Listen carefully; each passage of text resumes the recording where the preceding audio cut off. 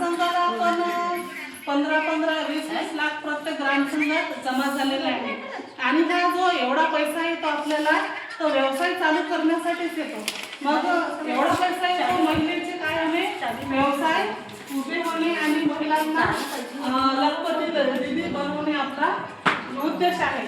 लखपती दीदी फक्त आपण पैसे देऊन बनवत नाही तर महिलांना वेगवेगळ्या प्रकारे काय देतो ट्रेनिंग पण देतो. आरसीटी मधून ट्रेनिंग देतो.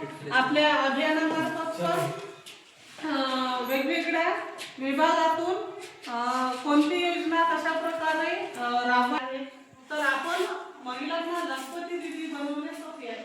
लखपती दीदी महिलांना बनवायचा आहे आणि आपल्याला तो सर्वे करायचा आहे.